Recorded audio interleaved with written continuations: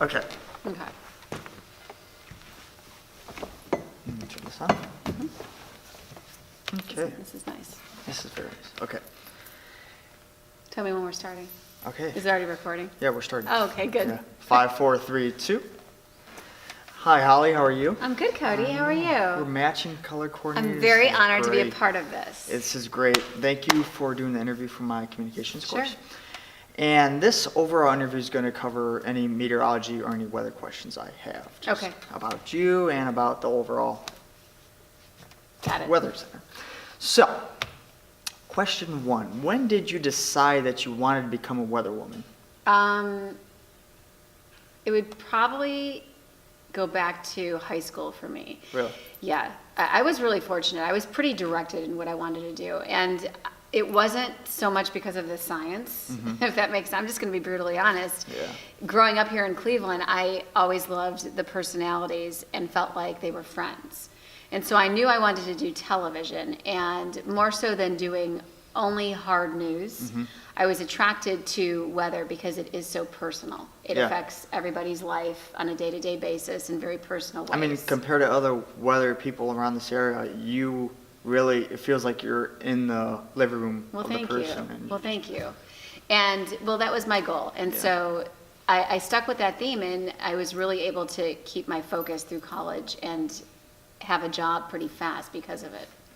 It's very interesting. Yeah. I did not know that. See? I know. We're learning things.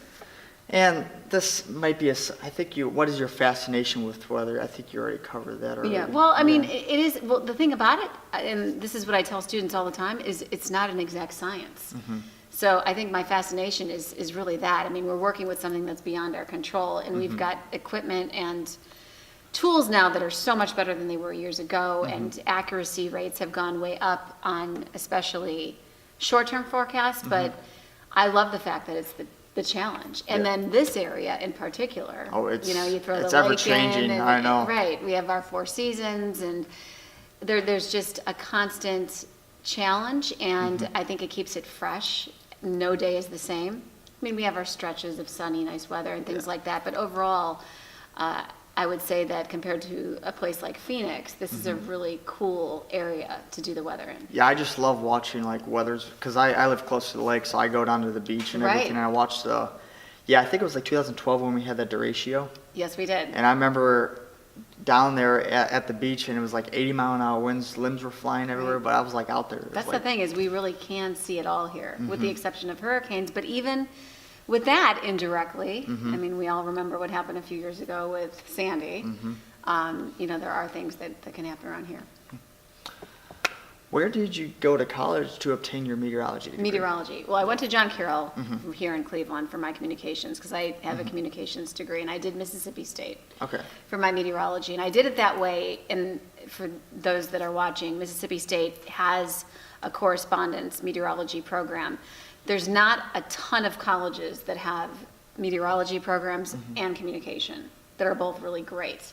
And I wanted to make sure I had both. You know, it was really important to me, because I knew that I wanted to not only do the weather, but be able to deliver it in a way that was what I imagined and what I had viewed as, you know, these people that I watched growing up and things Yeah. like that. So it was important to me to have the communications background too. And also, you're an anchor on Live on Lakeside. Right. so- And everybody does it differently. You ask different meteorologists, you're going to hear a lot of different stories. And Mississippi State was great. And I did it through a 4-year degree, just like my communications, and I was able to accomplish both at the same time.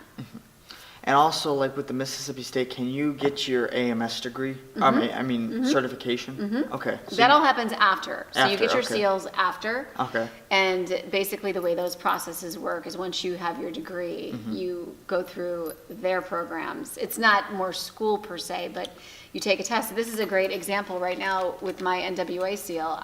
You have to recertify with NWA, which is why I'm such a huge fan of it, because it's continuing education always. So I just took courses the past several months for that, you know, so you keep fresh with all the information, and that's really important because it's easy to just kind of let it go and say, oh, you know, I'm done, but yeah, so once you're done with your degree, you get your seal and go from there, and you have to usually do things to keep that in place. Nice. next question. Yep, ready. Do you have any? Okay. How long have you been doing on-air meteorology? I have been on air as a meteorologist. Okay, let me think, Cody. I've been here for 2002. I came here in 2002, which is pretty awesome. So you figure it's 2016. So I've been here for 15 years. And then before that, I was in North Carolina. So probably like 18, 19 years. Okay. Yeah. Wow. Yeah. Nice. And did you start in television or radio? Immediately. Okay. Yeah. Then did you work in any radio stations? I was really, really fortunate. I got a job while I was still in school. Wow. Yeah. So interning? No. Or no? No, Just- like on air. Really? Yeah. So when I was a senior at John Carroll, I got a job in Toledo, Ohio. Well, and my professors excused me because it was a job in my field that I had been studying. So they were like, that's great. And so I was able to pursue that, and I went from there to North Carolina and then came home. Oh, So, wow. Yeah. You like it here? I Better love than it over- here. Yeah, I was so super homesick. Even in Toledo, which I was so blessed to start in a market that size because it's pretty big in the scheme of television markets. Yeah. But yeah, I was really sad because I'm so close with my family. And your whole family's in Cleveland. They area, are, Northeast everybody, Ohio. and Yeah. everyone. So it was tough. And then North Carolina was an even bigger market, and it was a great experience. So I'm looking back at all of that. I'm glad that I did it, but it was super hard to be away. So it was really I great hear to you. come home. And you know, when I came here, it was right after 9/11. It was that Oh. following spring, and it had just, you know, that whole experience too made me just Just- miss everybody and want to yeah. be here. Yeah, family's first. You know, Yeah. family is first for sure. Yeah. So. Okay, when working at stations, I know there's a lot of software and a lot of graphics you have to do. Did you learn how to use the equipment and the software before you got here at Channel 3, Okay. or did you learn No, that's like a in great college? question. No, you don't learn in college. So it's just You learn you're when kind you of get thrown there. into. You are, and every station has different equipment. Mm-hmm. I mean, sometimes they might be the same from station to station, but they work with different vendors. It just depends, Mm-hmm. and you go through training. You do, and so that's usually your first couple of weeks at a station is learning all the equipment. And then we just this year had an upgrade, so we continue to train. We had a 2-day train back in March of 2016 because we had hand tracking added to our WSI system. So there's always constant upgrades and things that we're learning. But yeah, you don't learn that stuff in college. Okay. It's okay though. Yeah, I'm pretty If good you- with technology. And you are. Yeah. He's really good. Thanks. Don't let him fool you. Okay, thank you. Yeah. Okay, this is just a little bit more personal. What Sure. is your favorite season of the year and why? Okay. Hard one. I would say fall though.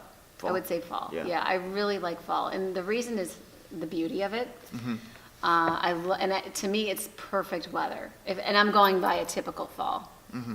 So crisp nights and Yeah. like those perfectly warm days. Open the windows at night. And Windows are enjoy still the fresh air. open. Sweaters and jeans. Love.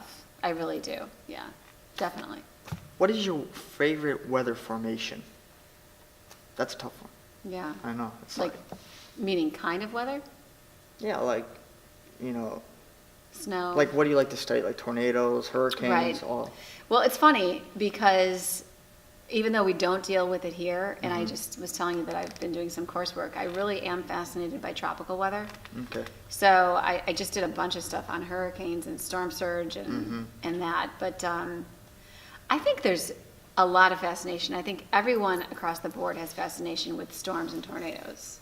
Even if, That's like tornadoes. That's right? a bunch Like, of my friends. We kind of want to go out west and kind of like storm chase a and little bit. actually experience that. Yeah. No, I get it. And It's so dangerous, but it is, but as long you have to just know what you're doing. Mm-hmm. I would say that's probably in my top 5 list. top 5. Yeah, yeah. I also find snow to be pretty fascinating around here. You know, more because of the lake effect part of it. Not Mm-hmm. a classic snowstorm as much as lake effect, just because it's such a hit and miss Yeah, it's like with the way one things days- come together here. But yeah, And kind of piggybacking off of that question, what is the most difficult weather season to report on or Here. predict and why? winter. Winter. I would say winter here. I think some people would say, some meteorologists might answer springtime and storms, but here's the thing, we don't get a ton of that here. We really don't. We do get a lot of winter weather. And tracking an Alberta Clipper or something that's, very predictable is okay.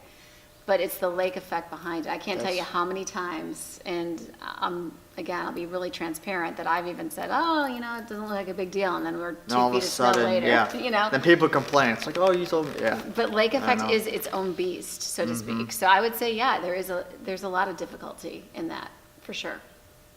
Okay, and last question. What are What are some tips and advice you can give to me in the field of meteorology? Just to do what you're doing. I mean, you really are a classic example of what I would tell people to do, to get to stations, to intern. And I've said this to you I love before. it here. It's fun. He does such really, I mean, he's like an employee, for goodness sakes. But that's what happens when you really take advantage of an intern. I did several interns in Cleveland too, and that's where I met my contacts that really helped me to pursue job opportunities. That's like John Loftman. You were his, right? It was John, and Because I was his teacher. I mean, I was his student in yes, LC I was an intern under John and Amy Haston, which I think she's in Arizona now. But she was here, and then I interned at Channel 5 with Mark Johnson. Okay, Some that's gotta be probably know fun. Mark. Yeah. So I was with him, and then I did an independent study on Dick Goddard Nice. at Channel 8. So I kind of made my way around all 3 stations. And yeah, Mark is still over at 5. He's their chief now. Yeah. I think. Yeah, he's is. chief meteorologist.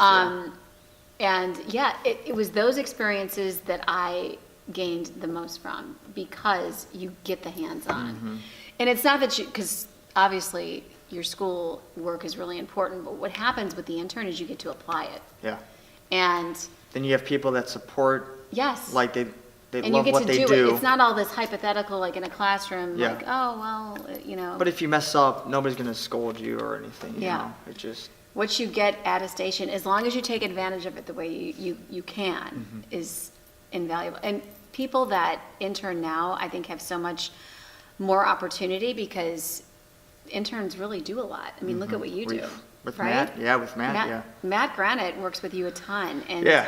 you really are an employee, more or yeah. less. So I do think that it is probably the most beneficial thing, towards a television career, would be to get out and get in it before you actually are in it. Yeah. And thank you, Holly, for partaking in this interview, and I hope you have a great day. Sure, you too. Thanks. Good. Okay. Great. Oh, Oh. jeez. Yeah, great. Cut that part.